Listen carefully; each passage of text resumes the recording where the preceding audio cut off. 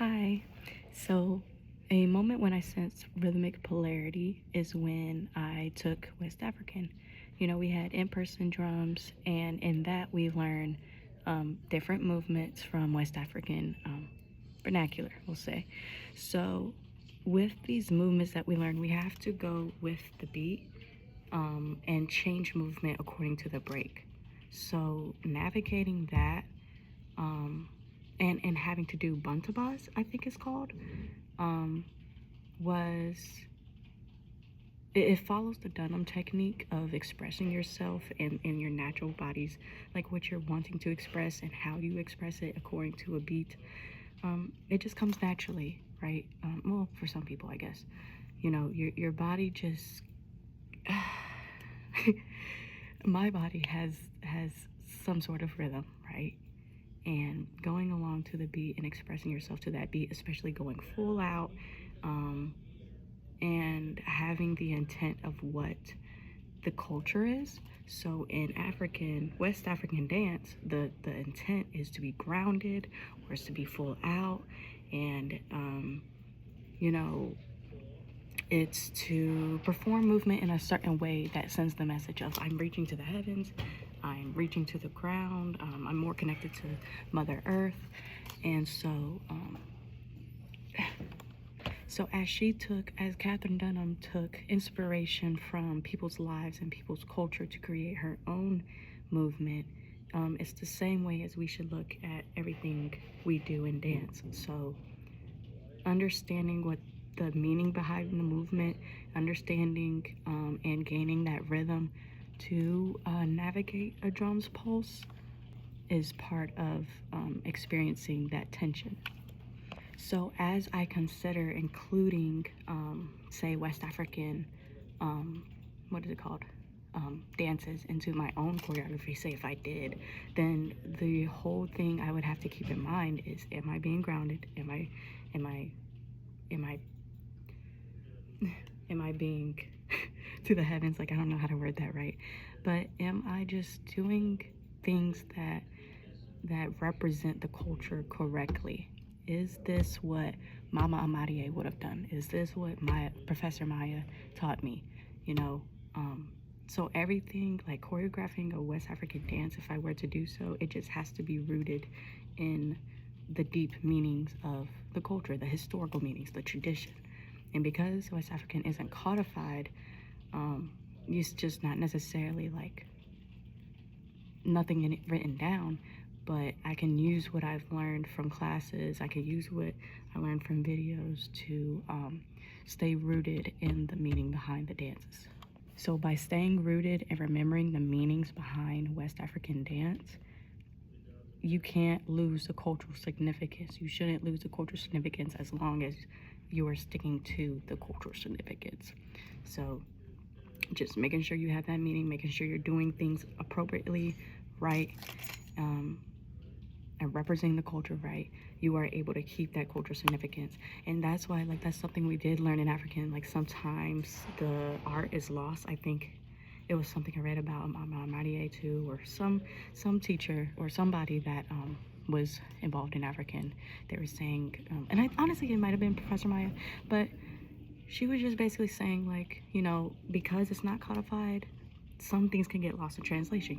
You have all these people teaching African dance, learning it from different people, and some people might not do it the same as it once was. So it gets lost in translation. But as long as you have a teacher who is rooted in the culture and they are like deeply passionate, it has to be a deeply passionate teacher. It has to be a teacher who studies it hard, and like it just has to be the right teacher. You just have to learn from the right teacher, I feel like. And do your own due diligence, do your own research, like watch the old videos of yourself. So the way I would so I believe I answered this question already, but just to specify once again, just to make sure I'm hitting it, in order to test my interpretation of rhythmic polarity and the intention behind African dance, to choreograph, yeah, as I said, you just make sure you're rooted in the meaning behind the dance. So that can be choreographing, that can be teaching, it could be research. It's just about making sure you are doing things as it was either taught or you do it as you have researched. Like I feel like choreographing something you are not used to, so, like West African for me. So for West African for me, if I choreograph it for it, I need to do a dive deep about what that looks like by watching those old historical videos or anything else like that, you know. So the only way you can effectively keep the culture in a dance, in choreography, in a class, is by doing your due diligence and doing the research. So to test it, I could even talk to Professor Maya. I could be like, hey, can you look at this dance for me? Did I interpret? Did I represent the culture correctly? Is there anything I could do to make it better? I can interview like West African teachers. I just have to do my research in a way that um, that just makes the best cultural representation. That just helps with the best way to represent the culture properly. So, a moment when I discovered alignment between the breath, weight, and space is, and I know I don't have to be verbatim, but I find it's better that I be verbatim to make sure you understand what I'm saying and when I'm hitting these questions, because sometimes I felt like I was answering the question, and then there was times where um, you didn't think I was. So, to answer this question, in African, you know, we're always supposed to breathe. We always have to, you know, if we're grounded, we might feel the heaviness of our body, you know, going down, or you feel the weight of your feet on the ground and you feel the lightness of your, but you still have to keep the breath and everything like that.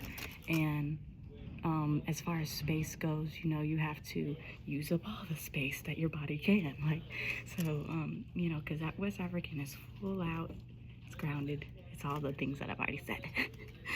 But, oh, hey, you're crazy.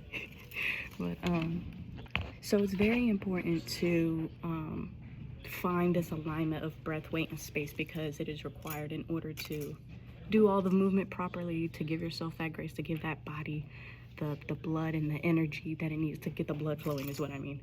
You know, it needs all of these elements in order to do movement properly. So, you know, I experienced this in African because it's very important. You know, I experience it in most of the classes, modern ballet, like it's in all of the classes. So that's my experience with the alignment between my breath, weight, and space, and that's how I would use it in if I were to be choreographing a West African dance or in any dance in general that is just non-Western. So thank you.